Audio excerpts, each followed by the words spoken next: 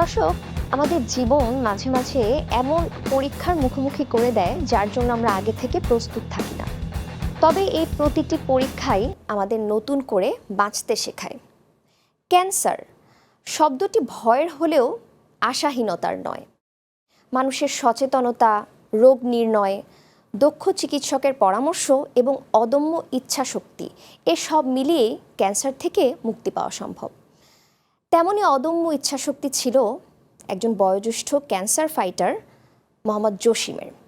দীর্ঘ ২০ বছর ধরে থাইরয়েড ক্যান্সারের সাথে লড়াই করে অবশেষে যুদ্ধে জয়ী হয়েছিলেন এবং এই পুরো যাত্রায় জসিম সাহেবের সাথে ছিল ম্যালিয়াস ইএনটি স্পেশালাইজড হসপিটালের দক্ষ টিম।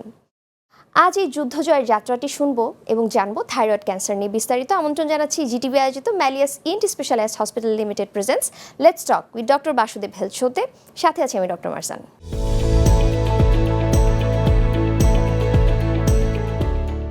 প্রিয় দর্শক, আজকে আমরা আলোচনা করব থাইরয়েড ক্যান্সার নিয়ে এবং এই আলোচনার জন্য আমাদের সাথে গেস্ট এক্সপার্ট হিসেবে আছেন ডাক্তার বাসুদেব কুমার সাহা, নাক কান গলারোগ বিশেষজ্ঞ এবং head neck surgeon, chief consultant, Malleus ENT specialized hospital limited. Sir, অনেক অনেক স্বাগত জানাচ্ছি জিটিভি স্টুডিওতে। ভালো আছেন নিশ্চয়ই? হ্যাঁ, আমি ভালো আছি। Thank you doctor Marjan to invite me in this show. Thank you sir. এবং প্রিয় দর্শক, বরাবরের মতো আমাদের সাথে আছেন একজন বিশেষ অতিথি, বিশেষ মানুষ। প্রিয় দর্শক, আজ আমরা আমন্ত্রণ জানিয়েছি বাংলাদেশের একজন স্বনামধন্য রবীন্দ্রসঙ্গীত শিল্পী অনিমা রয়কে। দিদি কেমন আছেন? আপনাকে পেয়ে ভীষণ ভালো লাগছে। খুবই ভালো আছি। আজকের অনুষ্ঠানটা একেবারে আমার জন্য ব্যতিক্রম, মানে এরকম অনুষ্ঠানে প্রথম। আমার মনে হয় যে অনেক কিছু জানতে যাচ্ছি। গানের বাইরেও যে জীবন একটি বৃহত্তর জীবন, যে জীবনটা আমাদের সুস্থ থাকতে হয়। শারীরিকভাবে সুস্থ থাকলেই মনটা সুস্থ থাকে এবং আমরা সবাইকে সুস্থ রাখতে পারি। নিশ্চয়ই এই অনুষ্ঠানের মাধ্যমে আমি অনেক কিছু জানতে চাচ্ছি। নিশ্চয়ই দিদি, আমাদেরও সেই চেষ্টাই থাকবে। স্যার, যেহেতু আজকে আমরা থাইরয়েডের ক্যান্সার নিয়ে আলোচনা করব, প্রথমে আপনার কাছে একটু জানতে চাইব থাইরয়েড আসলে কি বা আমাদের শরীরে এর কাজ কি?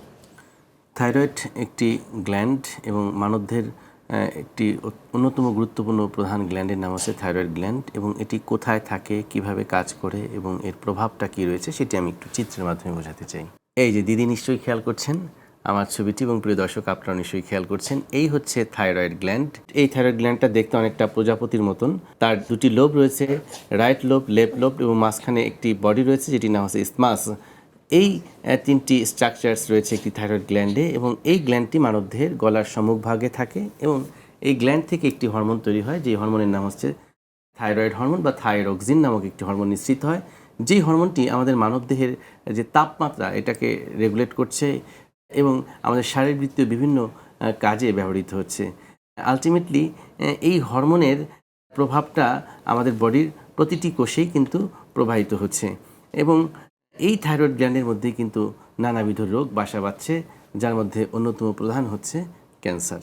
ধন্যবাদ স্যার। এই ক্যান্সারের সূত্রপাতটা কিভাবে হয়? একটা মানে থাইরয়েড গ্ল্যান্ডের কি শুরুতেই আসলে ক্যান্সার ধরা পড়ে? এটা কিভাবে শুরু হয় ক্যান্সারটা? ক্যান্সার এটি কোষের একটি অস্বাভাবিক বৃদ্ধি, এবং এই অস্বাভাবিক বৃদ্ধির ফলে আলটিমেটলি যেটি হয় যে গলার সামনে এই থাইরয়েড গ্ল্যান্ডের মধ্যে কিছু গোটা তৈরি হয়, এবং এই গোটাটা কিভাবে পরিলক্ষিত হয় যখন এটি আস্তে আস্তে ফুলে যায় এবং এটি মানুষের দৃষ্টির গোচর হয়।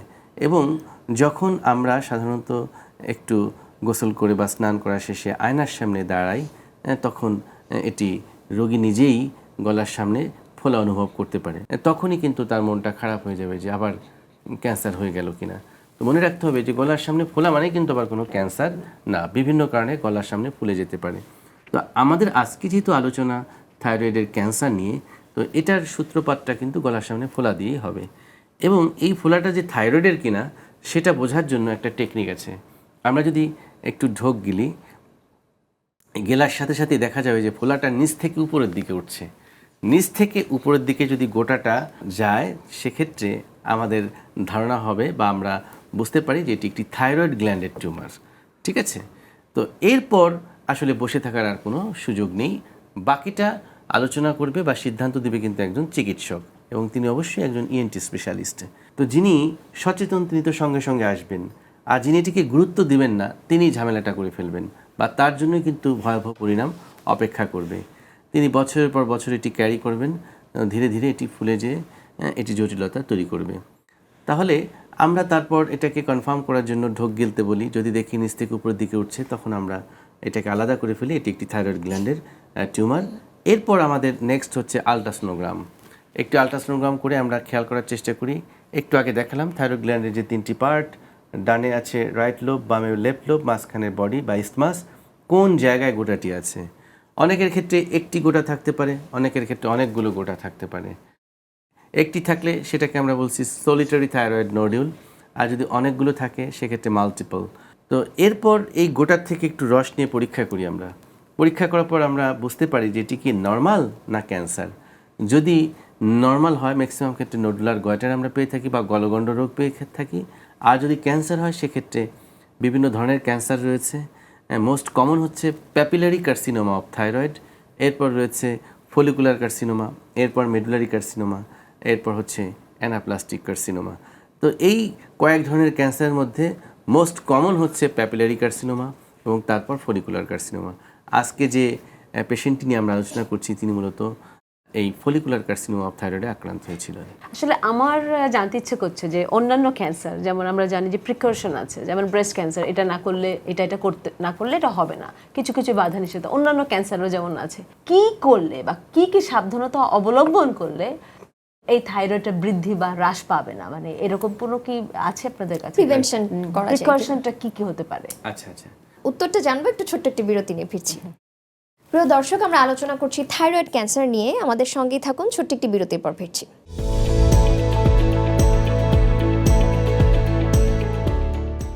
প্রিয় দর্শক, আপনারা দেখছেন let's talk with doctor Basudeb health show, powered by ম্যালিয়া সিএনটি স্পেশালাইজড হসপিটাল লিমিটেড। কথা বলছি থাইরয়েড ক্যান্সার নিয়ে। স্যার, দিদি কিন্তু খুব সুন্দর একটা প্রশ্ন করেছেন যে আমরা তো জানি prevention is better then cure. তো এই ক্যান্সারটা যাতে না হয় আগে থেকে কোনো ব্যবস্থা নেওয়া যায় কিনা? আসলে থাইরয়েড ক্যান্সার এটা যদি আমরা কজটাকে একটু ফাইন্ড আউট করি তাহলে আমরা বুঝতে পারবো যে কোন জায়গাটাতে আমাদেরকে সতর্ক থাকতে হবে। মূলত থাইরয়েড ক্যান্সারের কজ ফাইন্ড আউট করার জন্য বিজ্ঞানীরা যে গবেষণা করে দেখেছে, যেটা মোস্ট কমন কজ হচ্ছে জেনেটিক্যাল, জেনেটিক্যাল, সেকেন্ড হচ্ছে ফ্যামিলিয়াল, থার্ড হচ্ছে রেডিয়েশন এক্সপোজার। তো রেডিয়েশন এক্সপোজারটাকে আমরা প্রিভেন্ট করতে পারবো। দীর্ঘদিন ধরে কেউ যদি রেডিয়েশন এক্সপোজারের মধ্যে থাকে, এমন একটি প্রফেশনে আছে যেখান থেকে রেডিয়েশন হবে, যেমন বিশেষ করে যারা X ray, CT scan, MRI বা যেখান থেকে রেডিয়েশনটা ট্রান্সমিট করবে, সেরকম কোনো পরিবেশে যদি সে কোনো কাজ করে বা চাকরি করে বা তাদের ক্ষেত্রে আমরা একটা প্রিকশনের কথা বলে থাকি যে আপনি অবশ্যই রেডিয়েশন এক্সপোজারটা থেকে প্রিভেন্ট করার জন্য ফুল প্রোটেকশন নিয়ে চলবেন। কেউ যদি লং টার্ম এরকম একটি জায়গায় কাজ করে প্রোটেকশন ছাড়া, তার কিন্তু এই ধরনের সমস্যা হতে পারে। এটি হচ্ছে রিসার্চ। এরপর আয়োডিনের ঘাটতির একটি কথা বলা হয়েছে যে আয়োডিনের ঘাটতির ফলেও কিন্তু এটি হতে পারে। এই দুটো জিনিসকে শুধু আমরা প্রিভেন্ট করতে পারি, অর্থাৎ আমরা আয়োডিন সমৃদ্ধ খাবার খেতে পারি আর রেডিয়েশন এক্সপোজারটাকে কমাতে পারছি। বাট বাকি যে দুটো, সেটা তো আমরা আসলে মডিফাই করতে পারছি না। জেনেটিক্যালি প্রিডিটারমাইন্ড কারো কোষের মধ্যে যদি এটা থাকে এবং ভবিষ্যতে ক্যান্সার হয়, সেক্ষেত্রে আসলে তার জন্য আসলে কিছু করার নেই। এটা তার ভাগ্য খারাপ বলে আমরা ধরে নিই। এই যে গলাটা ফুলে যাওয়া, মানে যেটাকে গ্রাম্য ভাষায় গ্যাগ বলে, এর মূল কারণটাই হচ্ছে থাইরয়েড। অথচ আমরা কিন্তু ছোটবেলায় অন্যরকম ভাবে ভাবতাম, অনেক কিছু অনেক রকমের মানে কথা শুনতাম, কিন্তু এটার মূল কারণ যে আসলে থাইরয়েড থেকে হয় সেটা আসলে থাইরয়েড গ্ল্যান্ড, গ্ল্যান্ডটা ফুলে যাওয়া। থাইরয়েড গ্ল্যান্ডের মধ্যে যে বিভিন্ন ধরনের রোগ হতে পারে, তার মধ্যে এই গলগণ্ড বা যেটাকে আমরা বলছি গয়টার একটি কারণ। এরপর কিন্তু এখানে সিস্ট হতে পারে, থাইরোগ্লোসাল সিস্ট নামক একটি রোগ রয়েছে। এটা একটা কনজেনিটাল অ্যানোমালি। এরপর থাইরয়েড গ্ল্যান্ডে লিম্ফোমা হতে পারে, এটাও কিন্তু একটি টিউমার। পাশাপাশি এর মধ্যে যে চামড়ার নিচে ফ্যাট জমে একটা বিনাইন টিউমার হতে পারে, যেটার নাম হচ্ছে লাইপোমা। তো গলার সামনে ফোলা মানেই যে আবার ক্যান্সার, বিষয়টা কিন্তু তাও নয়। এর সাথে থাইরয়েডে থাকতে পারে, অ্যাসোসিয়েটেড প্রবলেম থাকতে পারে। আর স্যার, যেহেতু দিদি একজন সঙ্গীত শিল্পী, তাদের তো সবচেয়ে বড় সম্পত্তি হচ্ছে কণ্ঠ। তো এই থাইরয়েডের সমস্যা হলে কি স্যার কণ্ঠের কোনো পরিবর্তন হতে পারে? খুবই চমৎকার একটি প্রশ্ন দিদি। এটা আপনাদের অবশ্যই একটা মেইন কনসার্ন, যারা সঙ্গীত শিল্পী, কণ্ঠটাই তাদের সম্পদ। ডেফিনেটলি আসলে থাইরয়েড যে গ্ল্যান্ডের, যে আমি বলছিলাম যে আজকে যেহেতু আলোচনা ক্যান্সার নিয়ে, এর একটি বিনাইন কন্ডিশন যদি আমরা বলি, সেটি হচ্ছে হাইপোথাইরয়েডিজম, হাইপারথাইরয়েডিজম। যখন থাইরয়েড গ্ল্যান্ডের কাজ তো হরমোন তৈরি করা, তো যখন থাইরয়েড গ্ল্যান্ডের কোষের মধ্যে কোনো মৌলিক পরিবর্তন আসে বা প্যাথোফিজিওলজি ঘটতে থাকে, তখন হরমোন প্রোডাকশন কোনো কোনো ক্ষেত্রে কমে যাবে, কোনো কোনো ক্ষেত্রে বেড়ে যাবে। যদি কমে যায় হরমোনের প্রোডাকশনটা, সেই কন্ডিশনটাকে আমরা বলছি হাইপোথাইরয়েডিজম। তো হাইপোথাইরয়েডিজম রোগীদের ক্ষেত্রে একটি উপসর্গ হচ্ছে চেঞ্জ অফ ভয়েস, কণ্ঠস্বর পরিবর্তন হয়ে যাবে। ঠিক আছে, আরও কিছু উপসর্গ তাদের দেখা দেয়। কর্কশ হয়ে যায় বা এটা কি কর্কশ হয়ে যাবে, রাইট। কণ্ঠটার মধ্যে কোনো সুইটনেস থাকবে না, মেলোডি থাকবে না, হর্সনেস অফ ভয়েস আমরা বলছি, বা একটি কর্কশ বলতে পারি। এরপর হচ্ছে যে তার শারীরিক একটি পরিবর্তন আসবে, সে ধীরে ধীরে মোটা হয়ে যাবে, ওবেজ হয়ে যাবে। এটা হচ্ছে হাইপোথাইরয়েডিজম রোগীদের একটি সিমটম। পাশাপাশি তার স্মৃতিশক্তির দিক দিয়ে সে পিছিয়ে যাবে, সে মানসিকভাবে ভেঙে পড়বে, টায়ার্ড থাকবে, ক্লান্ত থাকবে, ঠিক মতন ঘুম হবে না। তো এই হইতেছে হাইপোথাইরয়েডিজম রোগীদের একটি উপসর্গ। বিপরীত দিকে যাদের এই হরমোনের প্রোডাকশনটা বেড়ে যায় রোগের কারণে, ওই টিস্যুর গঠনগত পরিবর্তনের কারণে, প্যাথোফিজিওলজির কারণে, সেই কন্ডিশনটাকে আমরা বলছি হাইপারথাইরয়েডিজম। এটা আবার উল্টা ঘটনা ঘটে, তার হাত পা কাঁপতে থাকবে, যেটাকে আমরা বলছি ট্রিমর। এরপর চোখে একটি পরিবর্তন আসবে, এক্সোপথ্যালমাস, চোখগুলো বড় বড় হয়ে যাবে, সামনের দিকে প্রসারিত হবে, সেটাকে আমরা বলছি এক্সোপথ্যালমাস। সোয়েটিং, কপাল দিয়ে ঘাম ঝরবে, তার শরীরটা ধীরে ধীরে শুকিয়ে যাবে, লিন অ্যান্ড থিন হয়ে যাবে, তার মেজাজ খিটখিট হয়ে যাবে, ঠিক মতন ঘুমাতে পারবে না, ঘুমটা কম হবে। তো এগুলো হচ্ছে হাইপারথাইরয়েডিজম রোগীদের একটি উপসর্গ। স্যার অসংখ্য ধন্যবাদ। আমরা প্রচলিত একটা কথা শুনে থাকি, ক্যান্সারের নেই কোনো অ্যান্সার। আসলে কি স্যার ক্যান্সারের কোনো অ্যান্সার নেই? এই যে থাইরয়েড ক্যান্সার হচ্ছে, এর আসলে চিকিৎসাটা কি? থাইরয়েড ক্যান্সার আক্রান্ত রোগীদের ক্ষেত্রে চিকিৎসা অবশ্যই আছে, এবং ক্যান্সারের নেই কোনো আনসার, এটাও এখন আসলে আমরা বিশ্বাস করছি না, কারণ ক্যান্সারের আনসার রয়েছে। আর সেই আনসারটা একটি বাস্তব চিত্র আমি এখন দেখাবো। আমাদের একজন সম্মানিত পেশেন্ট, যিনি একটি দুরারোগ্য রোগে আক্রান্ত হয়েছিলেন, থাইরয়েড গ্ল্যান্ডের ক্যান্সার, এবং সেই ক্যান্সার যুদ্ধ থেকে তিনি কীভাবে জয়ী হলেন, সেই বাস্তব চিত্রটা একটু দেখাতে চাচ্ছি একটি ডকুমেন্টারি থেকে।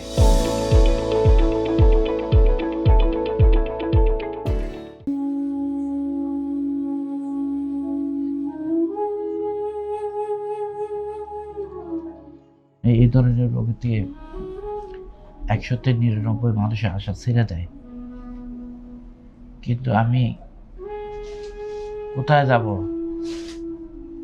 আমি কথা আছে কিন্তু মুহূর্তে বলতে পারি না। অপারেশন আগে কথা বলি। আমি এতদিন এটাকে নিয়ে কষ্ট করছি, ভাত মানুষ চারি দুটো খাইছি,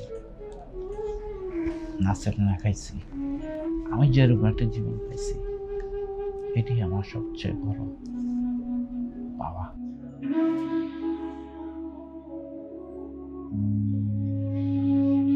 খেয়াল করুন কি বিভৎস টিউমার বাসা বেঁধেছিল জসিম ভাইয়ের গলার সামনে, এবং এই টিউমারটা নিয়ে সে প্রায় 20 বছরের অধিক সময় ধুকে ধুকে অতিবাহিত করেছে। একটি পর্যায়ে তিনি আশা ছেড়েই দিয়েছিলেন, হয়তোবা এই রোগ থেকে তিনি আর মুক্তি পাবেন না। একটা সময় পর যখন তিনি হঠাৎ করে আমার কিছু ভিডিও দেখলেন, তখন অনেকটা নিজের মনের মধ্যে একটি স্বপ্ন বাঁধলেন যে হ্যাঁ, তিনি হয়তো আবারও ভালো হয়ে যেতে পারেন। আর যে কারণেই তার পুরো পরিবার নিয়ে আমার চেম্বারে কিছুদিন আগে আসেন। আসার পর আমি তাকে দেখি, দেখার পর তার কষ্টের কথাগুলো শুনি, এবং যথারীতি আমরা তার পরিবারের সাথে কথা বলে সর্বসম্মতিক্রমে গত নভেম্বর মাসের 5 তারিখে অপারেশন শুরু করি, এবং সুদীর্ঘ সময় ধরে অপারেশনটা পরিচালনা করার পর আমরা এসে জানাই যে অপারেশন সাকসেসফুল। আমরা ইতিমধ্যে তাকে কয়েক দফায় ফলো আপ করেছি, এবং অপারেশনের পর যে স্যাম্পলটি আমরা পরীক্ষাগারে পাঠিয়েছিলাম, সেই স্যাম্পলে তার রিপোর্টটি যেটি এসেছে, follicular carcinoma with metastatic neck node, যেটি অপারেশনের পূর্বেও কিন্তু একই রকম চিত্র ছিল। তো আজকে জসিম ভাই, আপনার ক্ষেত্রে একটি সুখবর আমি দিচ্ছি। আমরা যে মূল টিউমারের বাইরে যে গোটাগুলো ছিল, সেই সবগুলো গোটা আমরা নিয়ে এসেছি, এবং ওটার মধ্যেও ক্যান্সারের আলামত ছিল। এবং এখন আমরা পরীক্ষা করে দেখেছি যে আপনার গলার ভিতরে আর কোনো রকম কোনো ক্যান্সার নেই। এখন আপনি ক্যান্সার থেকে পরিপূর্ণভাবে মুক্ত। ঠিক আছে? তো আপনার কেমন লাগছে এখন? আমি তো এখন ভাষা সব হারাই ফেলছি। আচ্ছা আচ্ছা। আমার তো যা বলার ছিল অপারেশন আগেই কথা ছিল, এখন আমি তেমন কোনো কথা বলতে পারি না, কেন আমি তো সুস্থতা হয়ে গেছি। মানুষের দোয়া, আল্লাহর রহমত আপনার ছিলেন। বাবার এই যে সুন্দর হাসি, এই যে সুন্দর গলার সামনে আর টিউমার নাই, দেখে অবাক লাগে না?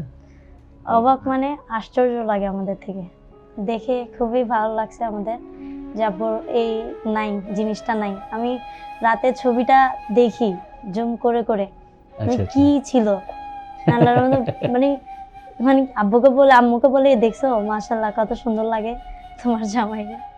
মা আসে তাই না? বলে মাশাআল্লাহ বলো, মাশাআল্লাহ বলো।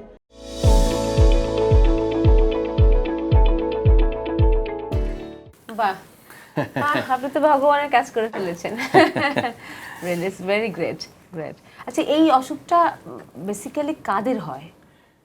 আসলে এই থাইরয়েড গ্ল্যান্ডের টিউমার বা ক্যান্সার, এটি যদি আমরা মেল ফিমেল একটু তুলনা করার চেষ্টা করে থাকি, তাহলে কিন্তু এটা তুলনামূলকভাবে মেয়েদের কিন্তু বেশি হয়ে বলেন থাকে। কি, তো বেশি আতঙ্ক ঢুকে গেল এখন দিদির মনে।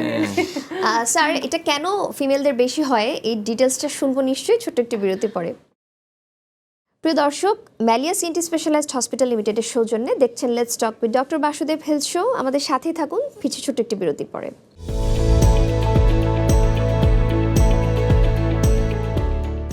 দর্শক, বিরতির পর ফিরে এলাম, দেখছেন let's talk with doctor Basudeb health show, power by ম্যালিয়া CNT specialized hospital limited. Sir, বিরতির আগে দিদির মনে কিন্তু একটু শঙ্কা ঢুকে গিয়েছে, কেন মেয়েদের আসলে বেশি হয়, এটার আসলে কারণ কি স্যার? ফিমেলরা কেন এফেক্টেড? আসলে এটার কারণ মানে বোঝার জন্য বিজ্ঞানীরা অনেক গবেষণা করেছেন, তো সেখানে তারা খেয়াল করেছেন যে এটার জন্য হরমোন একটা ফ্যাক্টর, স্ট্রোজেন যে হরমোনটি, সেটা থাইরয়েড গ্ল্যান্ডের যে থাইরয়েড যে কোষ সেই রিসেপ্টরে থাকে। এই স্ট্রেজন হচ্ছে আলটিমেটলি অ্যাবনর্মাল প্রলিফারেশনের একটি ফ্যাক্টর হিসেবে কাজ করে, এটাকে একটা কারণ হিসেবে দায়ী করেছে।